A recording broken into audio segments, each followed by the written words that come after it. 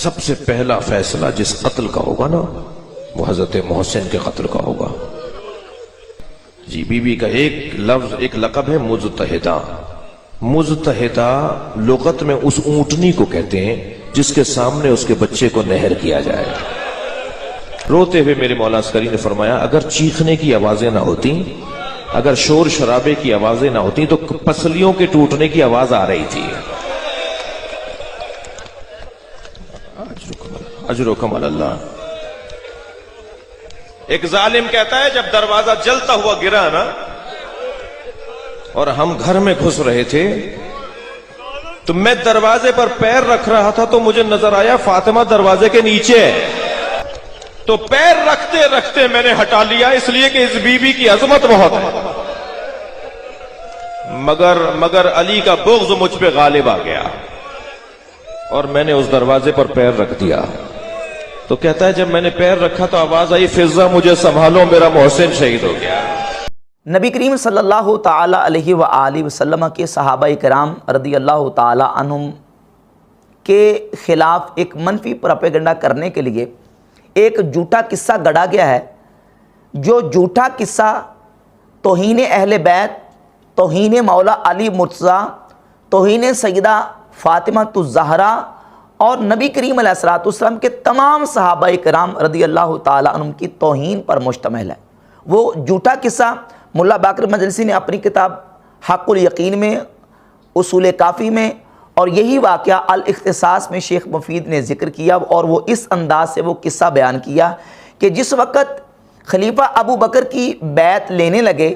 تو عمر نے آ کے نعوذ باللہ مولا علی رضی اللہ تعالی عنہ سے زبردستی ابو بکر کی بیعت لی، ان کو زبردستی گھر سے نکالا، نعوذ باللہ ان کے گلے میں رسی ڈال کے ان کو باہر نکالا اور زبردستی وہاں دربار میں لے کے گیا، ان سے بیعت لی، اور سیدہ کائنات فاطمہ الزہرا رضی اللہ تعالی عنہ کے گھر کو، ان کے دروازے کو توڑ دیا گیا، سیدہ پاک رضی اللہ تعالی عنہ کو زد و کوب کیا گیا، ان کو نعوذ باللہ ٹھڈے مارے گئے، ان کے چہرہ مبارکہ پر تمانچے مارے گئے، نعوذ باللہ، اور پھر سیدہ کائنات رضی اللہ تعالی عنہ کے ہاں بچے کی ولادت ہونے والی تھی جن کا نام محسن تھا، وہ شہید ہو گئے، اور آخر میں عمر نے سیدہ فاطمہ الزہرا رضی اللہ تعالی عنہ کے گھر کو آگ لگا دی، نعوذ باللہ تعالی۔ یہ جھوٹا قصہ گڑھ کے تو نبی کریم علیہ السلام کے صحابہ کرام بالعموم اور حضرت ابو بکر عمر رضی اللہ تعالی عنہما کے خلاف بالخصوص یہ منفی پروپیگنڈا کیا جاتا ہے۔ حالانکہ یہ واقعہ مکذوبہ جھوٹا واقعہ، اس کا حقیقت کے ساتھ کوئی تعلق نہیں ہے۔ عقلاً، نقلاً، روایتاً، درایتاً، شرعاً، اخلاقاً، عرفاً، ہر اعتبار سے یہ جھوٹا واقعہ ہے۔ یہ واقعہ بالکل اس کے پلے کچھ حقیقت نہیں ہے۔ جب یہ واقعہ پیش کیا جاتا ہے تو فوراً ایک سادہ مسلمان کے ذہن دماغ میں ایک سوال پیدا ہوتا ہے کہ نعوذ باللہ اگر یہ واقعہ پیش آیا ہوتا تو سیدنا مولا علی مرتضیٰ شیر خدا کرم اللہ تعالی وجہ الکریم، حیدر کرار، فاتح خیبر، شیر خدا، وہ اس وقت انہوں نے سیدہ پاک رضی اللہ تعالیٰ عنہ کا دفاع کیوں نہیں کیا؟ بنو ہاشم موجود تھے، انہوں نے دفاع کیوں نہیں کیا؟ اور نبی کریم علیہ السلام کے 1.25 لاکھ صحابہ موجود تھے، انہوں نے دفاع کیوں نہیں کیا؟ یعنی کیا مولا علی مرتضیٰ شیر خدا رضی اللہ تعالی عنہ پر شرعاً، اخلاقاً، عرفاً کیا ان پر یہ واجب نہیں تھا کہ وہ سیدہ پاک رضی اللہ تعالی عنہ کا دفاع کرتے؟ انہوں نے سیدہ پاک کا دفاع کیوں نہیں کیا؟ چلو تمہارے عقیدے کے مطابق تمہارا یہ عقیدہ ہے کہ نبی کریم علیہ السلام کے دنیا سے پردہ کر جانے کے بعد صرف 4 مسلمان باقی بچے تھے، باقی سارے مرتد ہو گئے تھے، 3 یا 4 کا روایت میں آتا ہے، اور یہ ان کی اپنی مستند اور معتبر کتابوں میں یہ روایت موجود ہے۔ آپ الکافی اٹھا کے دیکھ لیں، جلد نمبر 7 اور روایت نمبر 15081 ہے۔ تفسیر قمی جلد نمبر 1 صفحہ نمبر 141 پر، الاختصاص شیخ مفید کی اس کے صفحہ نمبر 6 پر، اور ملا باقر مجلسی کی یہ کتاب ہے حیات القلوب، اس کی جلد نمبر 2 صفحہ نمبر 923 پر لکھا کہ عیاشی نے بسند معتبر اس کو ذکر کیا ہے۔ عین الحیات کے صفحہ نمبر 3 پر حق الیقین اور تفسیر عیاشی، ان تمام 8 کتابوں کے حوالے میں نے پیش کیے کہ اہل تشیع کی روافض کی ان کتابوں میں بسند معتبر، ان کے ہاں جو معتبر سندیں ہیں، یہ بیان کیا گیا کہ نعوذ باللہ نبی کریم علیہ السلام کے وصال اقدس کے بعد، حضور کے دنیا سے پردہ کر جانے کے بعد صرف 4 مسلمان باقی بچے تھے، باقی سارے مرتد ہو گئے تھے، العیاذ باللہ تعالی۔ تو تمہارے عقیدے کے مطابق 4 تو مسلمان پکے باقی بچے تھے نا، کیا ان پر شرعاً، अकलन उर्फन अखलाकन वाजिब नहीं था कि वो शहजादी रसूल सैयदा कायनात सैयदा निसाइल आलमीन फातिमा ज़हरा रदी अल्लाह ताला अन्हा का दिफा करते? उन्होंने दिफा क्यों नहीं किया? तो अब इस सिलसिले में इसका जवाब देते हुए एक उन्होंने हीला गढ़ा है, क्योंकि एक झूठ को छुपाने के लिए 100 झूठ बोलने पड़ते हैं।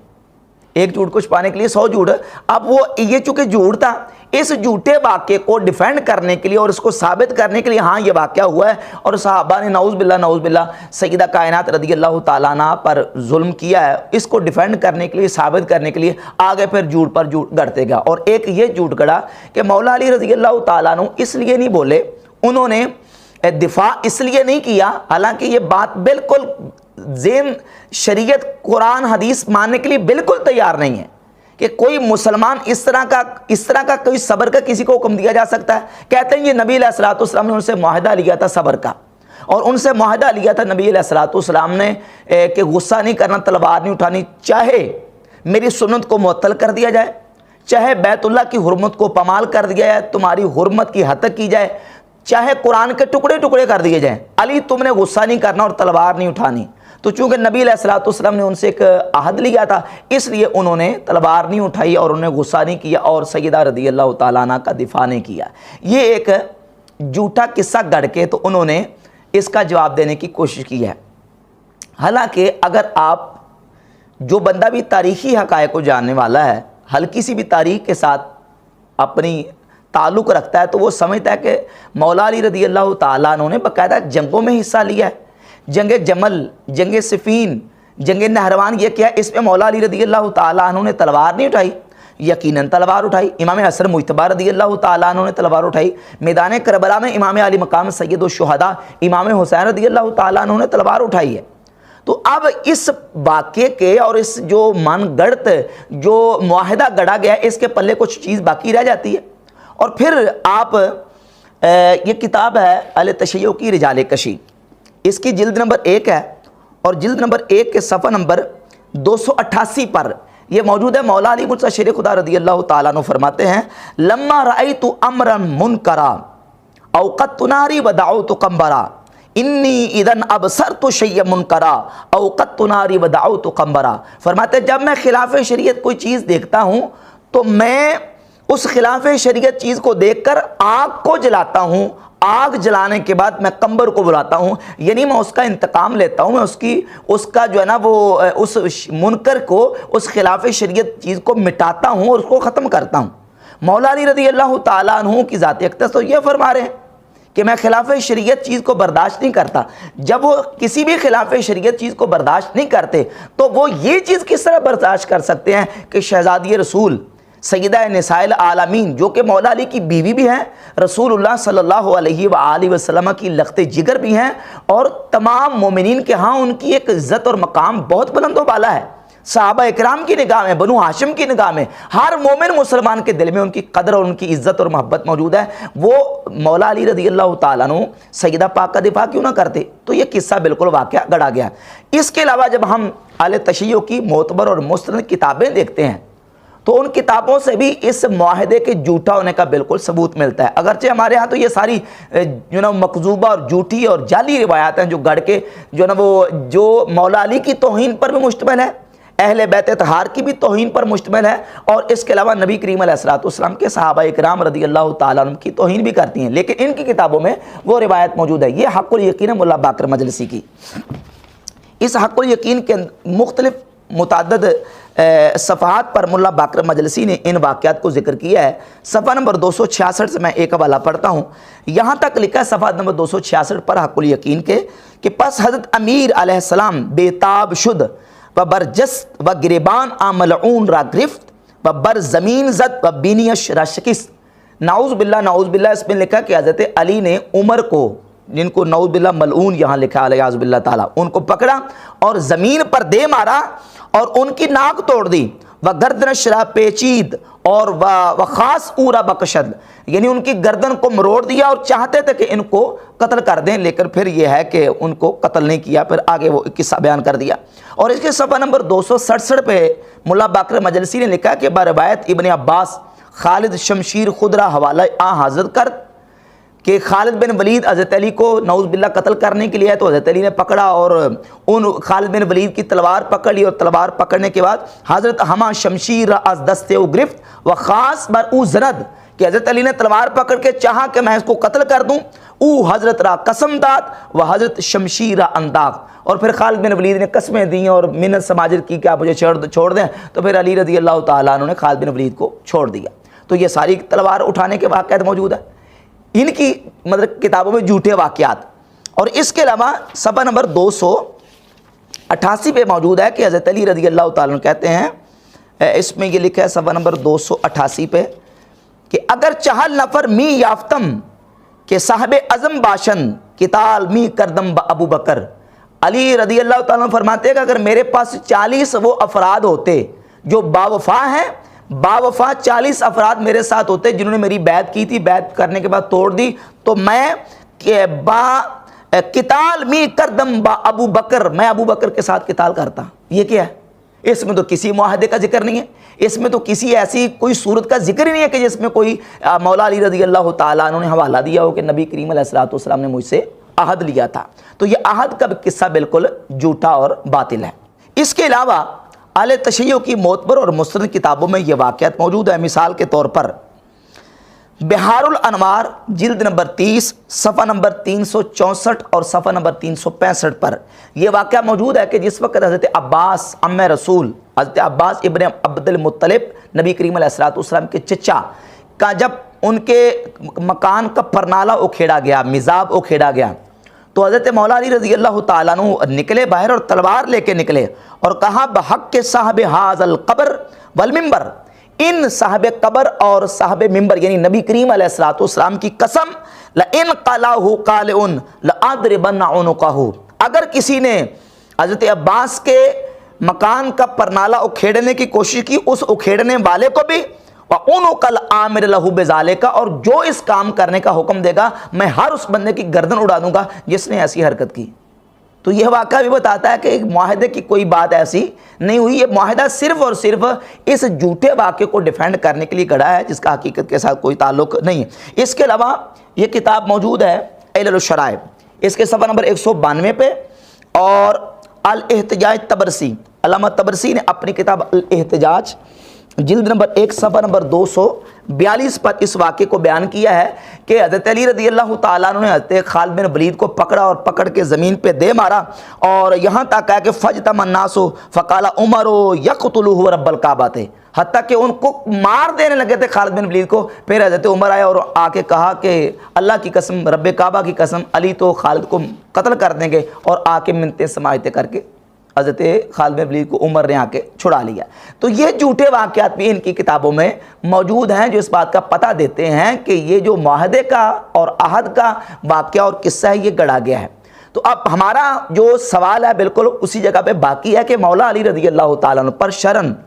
اخلاقاً، عرفاً، ہر اعتبار سے ان پر واجب تھا کہ وہ سیدہ کائنات رضی اللہ تعالیٰ عنہ کا دفاع کرتے۔ اگر وہ جنگ جمل میں تلوار اٹھا سکتے ہیں، مولا علی رضی اللہ تعالیٰ عنہ جنگ صفین میں، جنگ نہروان میں، اور یہ جو واقعات آپ کی کتابوں میں موجود ہیں ان واقعات میں بھی تلوار اٹھانے کا اور زد و کوب کرنے کا ذکر موجود ہے۔ تو سارے واقعات میں یہ سارا کچھ ہو سکتا ہے، تو سیدہ کائنات رضی اللہ تعالیٰ عنہ کا دفاع کیوں نہیں کیا؟ یہ سوال پیدا ہوتا ہے۔ تو معلوم ہوا کہ یہ واقعی بالکل قصہ گڑھا گیا ہے، یہ واقعہ ہوا ہی نہیں، سرے سے ہوا ہوتا تو یہ سارا مولا علی رضی اللہ تعالیٰ عنہ اس کے حوالے سے سیدہ کائنات کا دفاع کر کے مقابلے میں تلوار اٹھاتے۔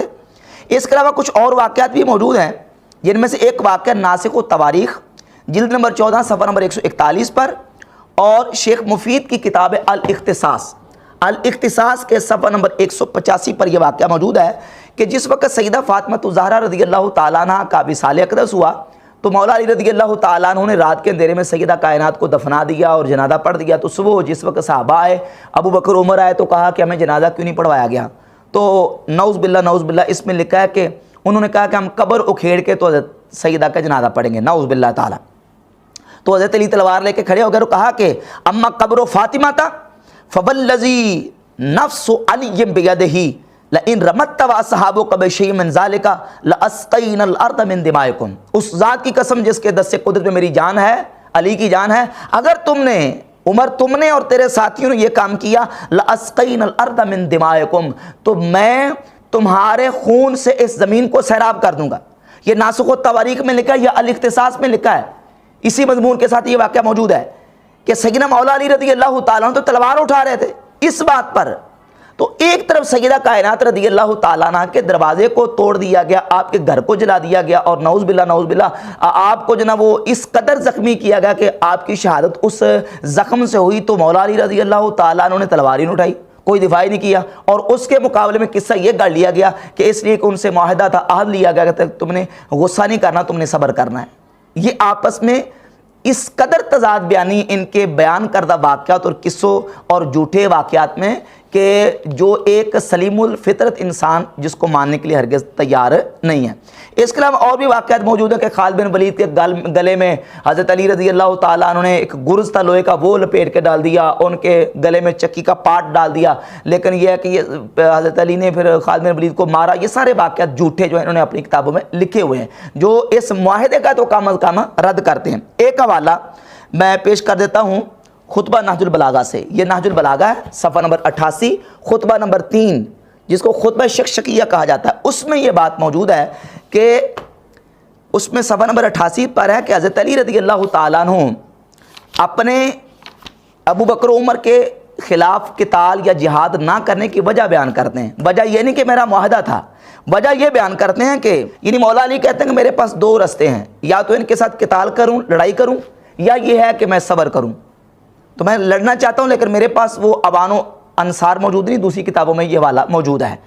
جس طرح میں نے حق و یقین کا والا پیش کیا ہے، لیکن یہ کہتے ہیں میں قرین قیاس یہی سمجھتا ہوں کہ میں صبر کا مظاہرہ کروں۔ تو یہ بالکل واقعات اس بات کا رد کرتے ہیں کہ حضرت علی رضی اللہ تعالیٰ عنہ سے نبی کریم علیہ السلام نے یہ عہد لیا تھا کہ کعبہ کی حرمت کو پامال کر دیا جائے، میری سنت کو معطل کر دیا جائے، اور قرآن کے نعوذ باللہ ٹکڑے ٹکڑے کر دیے جائیں، اور تمہاری عزت کی ہتک کی جائے، تم نے صبر کرنا ہے، غصہ نہیں کرنا، تلوار نہیں اٹھانی۔ یہ بالکل واقعہ جھوٹا گڑھا گیا ہے تاکہ اس قصے کو ڈیفینڈ کیا جا سکے۔ یہ بار بار کہتے ہیں کہ برادران اہل سنت کی کتابوں میں یہ واقعہ موجود ہے، برادران اہل سنت کی کتابوں میں یہ واقعہ موجود ہے۔ تو یاد رکھیں کہ اگر وہ 2 منٹ کے لیے بفرض غلط اگر مان لیا جائے کہ وہ کتابیں ہماری ہیں، تو یاد رکھیں کہ ہماری کتابوں میں آنے والی ہر روایت ہم قبول نہیں کرتے۔ ہم روایت کو درایت و روایت کے اصول پر پرکھتے ہیں کہ وہ روایت درایت اور روایت کے اصول پر پوری اترتی ہے کہ نہیں۔ اگر وہ روایت و درایت کے اصول پر پوری نہ اترے تو ہم اس خبر اور اس روایت کو قبول کرنے کے لیے تیار نہیں، ہم اس کو ریجیکٹ کر دیتے ہیں، وہ مقبول نہیں ہے، وہ مردود ہے، ہم اس کو قبول نہیں کرتے۔ اور اگر یہی بات ہے کہ کتاب میں جو واقعہ آ جائے، جو چیز آ جائے، اس کو قبول کرنا ہی کرنا ہے، کرنا ہے، اس کو ماننا ہی پڑے گا، تو کیا یہ زہر کا پیالہ پینے کے لیے تیار ہیں؟ آپ کی کتابوں میں جو واقعات لکھے ہیں، مثال کے طور پہ الفروع من الکافی، الکافی یہ وہ کتاب ہے جس کے بارے میں آپ کا یہ دعویٰ ہے کہ امام غائب نے اس کتاب کے بارے میں کہا کہ الکافی کافی لشیعتنا، ہماری یہ کتاب کافی ہمارے شیعوں کے لیے کافی۔ اس کتاب میں لکھا ہے کہ سیدنا مولا علی مرتضی شیر خدا کرم اللہ تعالیٰ وجہ الکریم نے اپنی بیٹی ام کلثوم رضی اللہ تعالیٰ عنہ کا نکاح حضرت عمر کے ساتھ کیا ہے، تو کیا آپ ماننے کے لیے تیار ہیں؟ یہ آپ کی جو کتب اربع ہے اس میں تہذیب الاحکام ہے، تہذیب الاحکام کی جلد نمبر 9 اور روایت کا نمبر 1000 صفحہ نمبر 1339 ہے، اس میں یہ لکھا ہوا کہ حضرت مولا علی رضی اللہ تعالیٰ نے اپنی بیٹیوں میں کلثوم کا نکاح حضرت عمر رضی اللہ عنہ کے ساتھ کیا۔ یہ الاستبصار ہے کتب اربع میں سے، الاستبصار جلد نمبر 3 صفحہ نمبر 477 یہ روایت موجود ہے۔ اس کے علاوہ یہ مناقب آل ابی طالب ابن شہر و شوب کی ہے، اس میں صفحہ نمبر 848 پر یہ بات موجود ہے کہ مولا علی رضی اللہ تعالیٰ عنہ کی بیٹی سیدہ ام کلثوم بنت فاطمہ رضی اللہ تعالیٰ عنہ کا نکاح حضرت عمر کے ساتھ ہوا، تو کیا آپ اس کو ماننے کے لیے تیار ہیں؟ اس کے علاوہ ناسخ التواریخ میں، انوار نعمانیہ میں، بہار الانوار میں، اور منتہی الاعمال شیخ عباس قمی کی، مجالس المومنین نور اللہ شوستری کی، اور وسائل الشیعہ، مسالک الرفع، عامرات العقول، درجنوں کتابیں ہیں جن میں یہ لکھا ہوا ہے کہ سیدہ مولا علی رضی اللہ تعالیٰ عنہ نے اپنی بیٹی سیدہ ام کلثوم رضی اللہ تعالیٰ عنہ کا نکاح حضرت عمر فاروق رضی اللہ تعالیٰ عنہ کے ساتھ کیا ہے۔ تو کیا یہ کتابیں آپ کی کتابیں نہیں ہیں؟ یہ وہ کتابیں ہیں قرآن مجید کے بعد جو سب سے معتبر اور مستند کتابیں ہیں، ان کے ہاں مانی جاتی ہیں، ان میں یہ بات موجود ہے کہ مولا علی رضی اللہ تعالیٰ عنہ نے اپنی بیٹی سیدہ ام کلثوم کا نکاح حضرت عمر کے ساتھ کیا ہے، تو کیا آپ اس کو مانیں گے؟ حدیث کو ماننے کے لیے تیار نہیں، جبکہ آپ کے اصول کے مطابق یہ روایات جو ہے بالکل درجہ صحت کو پہنچتی ہیں اور صحیح روایات ہیں۔ تو اب ہم آتے ہیں ان روایات کی طرف جو انہوں نے پیش کی۔ اس سے پہلے اس واقعے کے بطلان کے لیے ایک میں روایت پیش کروں گا۔ اب اس واقعے کو ہمارے ہاں اہل سنت کی کتابوں سے ہم مختلف جہات سے اس کو باطل کرا دیتے ہیں۔ ایک جہت اس کی یہ ہے کہ اس واقعے میں الاختصاص میں بھی دیگر کتابوں میں لکھا ہے کہ سیدہ فاطمہ رضی اللہ تعالی عنہا کے ہاں جو بچہ پیدا ہونے والا تھا وہ شہید ہو گیا اور اس کا نام محسن تھا۔ اب ہم اہل سنت کی جب کتابیں اٹھا کے دیکھتے ہیں تو یہ امام بخاری رحمۃ اللہ کی کتاب ہے الادب المفرد، اس میں روایت کا نمبر ہے 846، اور مسند احمد ابن حنبل پہلی جلد